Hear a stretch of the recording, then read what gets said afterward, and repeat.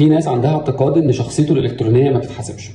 يعني اي شيء بيقوله او بيعمله على الانترنت فهو مش بتاعه، يعني جزء مختلف من شخصيته او لا يمت للواقع بصله، فهو مش هيتحاسب عليه بشكل او باخر.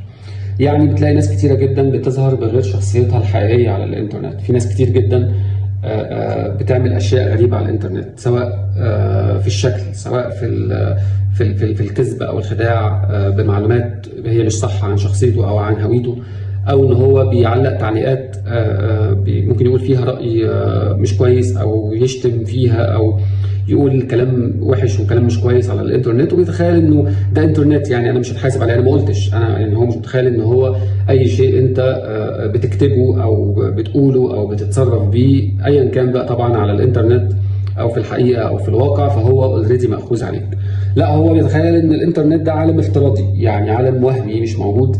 فبيبتدي بعض الناس بتتقمص ساعات شخصيات مش شخصياتها، او بتطلع من جواها رغبات وغريزه كده هي اوريدي مش قادر يطلعها في الحقيقه، فبيفرغها او بيطلعها على الانترنت بشكل او باخر. فبتلاقي بعض الناس طبعا سواء طبعا اذا كان سواء في صوره، في اموره، في حاجته، في فتح بيته بشكل او باخر، او ان هو حتى بتلاقيه مثلا بيشير او بيشير مع الناس صور مش ظريفه، حتى لو كان على العامه او حتى كان على الخاص ما بين اصحابه من باب الضحك والهزار. بيعلق بعض التعليقات اللي ممكن تجرح انسان او ممكن تغير حياه انسان للأسوأ او تضايقه او تقهره او بيبقى فيها تنمر. وبيتخيل ان هو لا، احنا بنضحك وبنهزر وده انترنت، يعني ده مش، انا ما قلتش. تمام، هو مش متخيل ان دايما الانسان دايما الكويس الطيب الصالح هو اللي دايما الناس كلها بتسلم من لسانه ومن يده. الاثنين سواء افعال او اقوال هم خير دليل ان انت مسؤول عنهم طول الوقت. مسؤول ان انت الكلمه اللي بتخرج من لسانك، سواء انت بتقولها او بتكتبها او بتبعتها، هي مأخوذه عليك. التصرف اللي انت بتعمله ايا كان التصرف ده في العلن او في الخفاء او كده، هو ده مطلع عليه رب العالمين.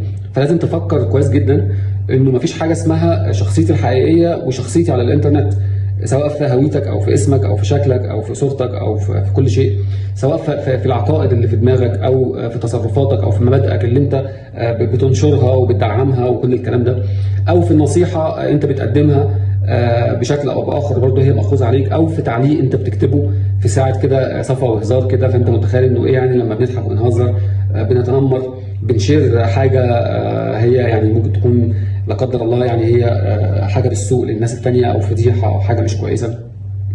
فما تفصلش ابدا بين شخصيتك الحقيقيه وشخصيتك على الانترنت، لانها واحد، وانت هتتحاسب على الاثنين لان هي واحد، انت انسان واحد.